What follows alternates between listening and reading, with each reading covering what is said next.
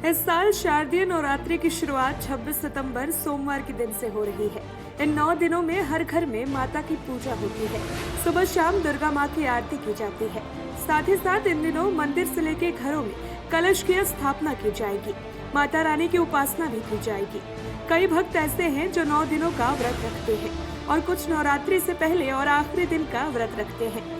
इन दोनों दिनों जो लोग व्रत नहीं रखते वो बिना लहसुन प्याज का खाना खाते हैं। और अब सवाल ये उठता है कि नवरात्रि के दिनों में लहसुन प्याज क्यों मना होता है।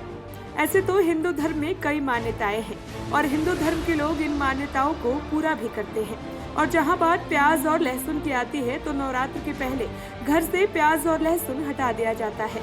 हिंदू पुराणों में बताई गई एक कथा के अनुसार जब देवता और असुरों के बीच सागर मंथन हो रहा था तो उसमें 9 रत्न निकले थे।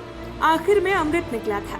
इसके बाद भगवान विष्णु ने मोहिनी का रूप लिया और देवताओं को अमृत पिलाने लगे। तब वो दानव राहु और केतु ने देवताओं का रूप रख लिया और अमृत पी लिया। फिर भगवान विष्णु ने सुदर्शन चक्र से उनका सिर अलग कर दिया।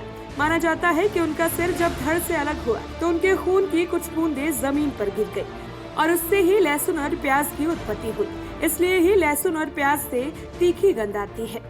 ये भी बताया जाता है कि राहु केतु के शरीर में अमृत की कुछ बूंदें पहुंच गई थी, इसलिए उनमें रोगों से लड़ने की क्षमता पाई जाती है।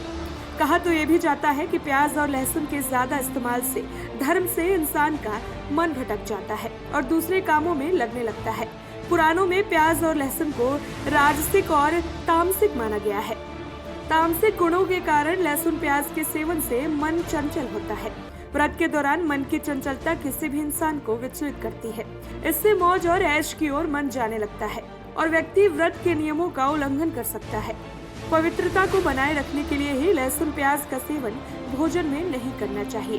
तामसिक भोजन जैसे मांस, मछली, प्याज, लहसुन आदि राक्षसी प्रवृत्ति के भोजन कहलाते हैं, जिसे खाने से घर में अशांति, रोग, चिंताएं आ जाती हैं। इसलिए प्याज और लहसुन का सेवन करना हिंदू धर्म में वर्जित माना जाता है। आयुर्वेद की माने तो खाने की चीजों को उनकी प्रवृत्ति और खाने के बाद शरीर में होने वाली प्रकृतियों के आधार पर 3 हिस्सों में बांटा जा सकता है, जैसे राजसिक भोजन, तामसिक भोजन, सात्विक भोजन। जब लोगों का व्रत होता है तो वो सात्विक भोजन करते हैं, लेकिन ये भी जानकारी दे दे कि इसके पीछे धार्मिक मान्यता के अलावा एक वैज्ञानिक कारण भी है। शारदीय नवरात्रि अक्टूबर-नवंबर के महीने में आती है, जिस दौरान मौसम शरद ऋतु से सर्दियों के मौसम में जाने लगता है।